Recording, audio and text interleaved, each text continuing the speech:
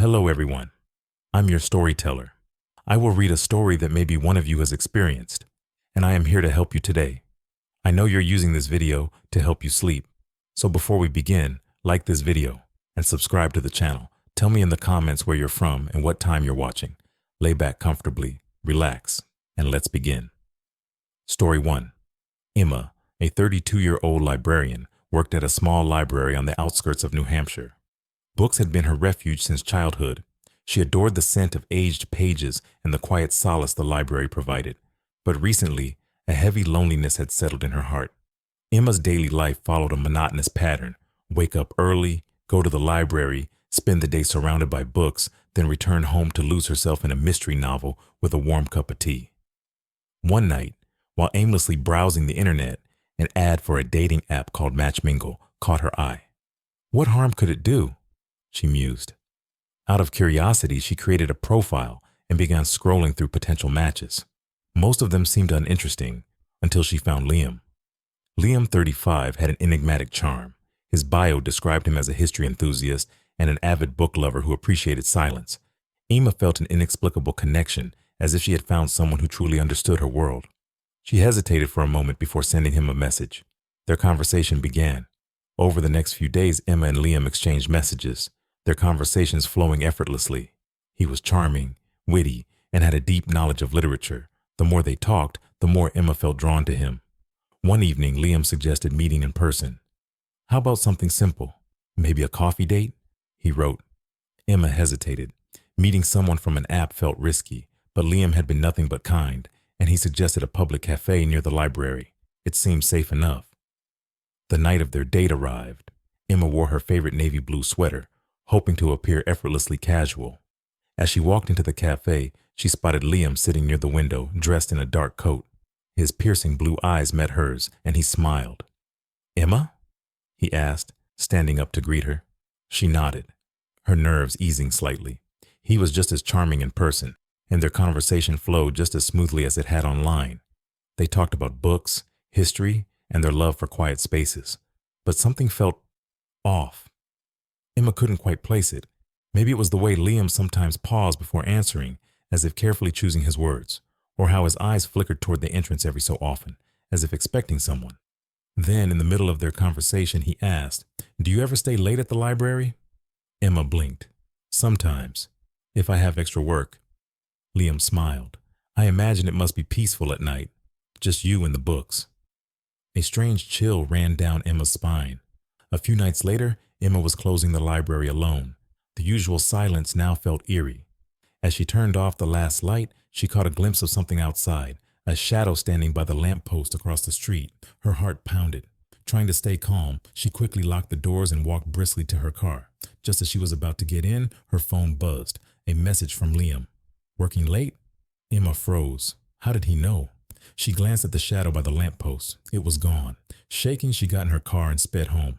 That night, she barely slept. The next morning, Emma did some research. Something about Liam didn't sit right. She searched for his name, his workplace, nothing. It was as if he didn't exist. A chill ran through her as she thought about their conversations.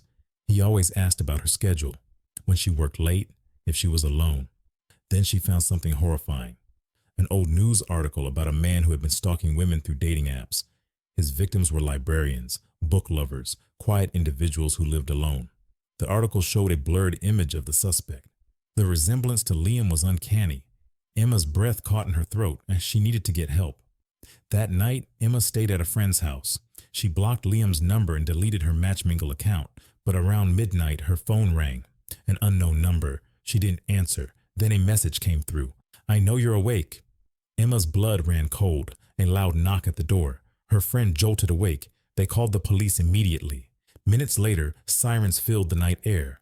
When the officers arrived, they found no one outside, but on the front porch, there was a book. Emma picked it up with trembling hands. The title, The Silent Scream. Inside, a note written in messy handwriting, "I love our quiet moments. See you soon." Emma moved away shortly after the incident. The police never found Liam. Whether he was the same man from the article or just a disturbed stranger, she never found out. But one thing haunted her. Sometimes, at night, she would get a friend request from an account with no picture, no details, just a single message. Do you still work late? Story 2. I never thought my life would take a terrifying turn just by opening a dating app on my phone. It was 2022, and the pandemic had isolated the world, myself included. As a graphic designer working from home in a small town outside of Boston, I was used to living alone. But after endless months of solitude, I felt the need to meet someone. So, I downloaded a popular dating app. At first, everything seemed normal. I swiped past profile after profile without much thought until I came across someone who stood out. Daniel. His profile photo showed a man with dark hair and a warm smile. He looked friendly, approachable. His first message was simple but polite. Hey Miranda, what made you join this app? Our conversation flowed effortlessly. Daniel seemed to understand everything I liked. Indie music, visual arts, even obscure philosophy books. For weeks he became the perfect virtual companion. But I had no idea my pleasant chats would soon spiral into a living nightmare. One night Daniel sent me a message that made my skin crawl. I love how your hair looks today, wild and beautiful. I froze. How did he know? I hadn't sent him any photos that day. My hair was damp and messy after a shower. I tried brushing it off, thinking it was just a strange coincidence, but Daniel's messages only got weirder. How was the coffee shop on Main Street? I bet you had your usual latte. My heart skipped a beat. I had just returned from that cafe, but I hadn't mentioned it to him. When I asked how he knew, he simply laughed through text. Just a lucky guess. But I knew it wasn't luck. That night, I received a message from Daniel that sent chills down my spine. Come to your window, I'm outside. I ran to my living room window, heart pounding. The street was empty under the dim glow of the streetlights. I frantically typed back, stop joking, where are you? There was no response, but just as I was about to close the curtain, another notification popped up. A photo taken from outside my apartment window.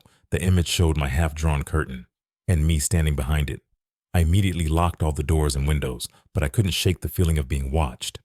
At 2 a.m, I heard footsteps echoing down the hallway outside my apartment, heavy, deliberate steps coming closer. I held my breath, praying it was just a neighbor, but the footsteps stopped right at my door. Then, a slow knock. Thud, thud, thud. I didn't dare move. After what felt like an eternity, the footsteps retreated. The next day, I decided to block Daniel on the app, but when I tried to access his profile, the screen displayed a strange message. This profile does not exist. How could that be? I had just spoken to him the night before. I searched for his name on social media, but there was no trace of him. It was as if he had never existed. But that night, the terror returned. I woke up to a faint whisper. You can't block me, Miranda. The voice came from my phone lying on the nightstand. Its screen was lit up with a message from an unknown number. Look behind you. My hands trembled as I turned my head slowly. A dark shadow stood in the corner of my room, its form indistinct but unmistakably there, with glowing red eyes. I screamed and switched on the light, but the shadow had vanished. I knew I couldn't face this alone. I sought help from a local paranormal expert who was well known in our small community. She listened to my story intently and explained that the entity haunting me was likely a manifestation of negative energy linked through technology. We conducted a cleansing ritual involving candles and protective chants. For a few weeks, everything seemed normal. I slept peacefully without disturbances, but one evening, while working on my laptop, a notification appeared on the screen. You can never truly block me. I froze, a cold dread creeping up my spine. Daniel may not have been real, but he was still out there, and I knew he could hurt me any time. Story 3. Dylan sat on his couch, staring at his phone screen. The glowing dating app logo stared back at him, mocking his loneliness. It was 2023, and life hadn't exactly been kind to him lately. After getting laid off from his job as a software developer in Seattle, he moved back to his sleepy hometown in Vermont. The air was crisp, the town quiet, but loneliness clung to him like the morning fog. Everyone seemed to have moved on. Old friends had families, careers, or were living in cities far away. One evening, after one too many nights of silence, Dylan decided to give the dating app world a shot. What's the worst that could happen? He muttered. He swiped through profiles half-heartedly until one caught his attention. Amelia. Her photo was timeless, like something out of a vintage magazine. She had soft curls framing a warm, radiant face. Her bio was simple. Lover of books, long walks, and stargazing. Let's write our story together. Dylan smiled. There was something different about her, something genuine. He swiped right. It was a match. Their conversation flowed effortlessly. Hey, Dylan. What's a guy like you doing on a dating app? She texted, trying to remember what talking to people feels like. He joked. Amelia had a way of making him feel seen, understood. She spoke about her love for literature, her nights spent under the stars, and the quiet beauty of Vermont's countryside. I live near the old maple grove, she mentioned one night. Dylan blinked. Wait, the one near Tanglewood Road? That's the one, she confirmed cheerfully. That struck him as odd. The houses near Tanglewood had been abandoned for years, but maybe she was new to town. As the days turned into weeks, Dylan found himself eager to hear from Amelia.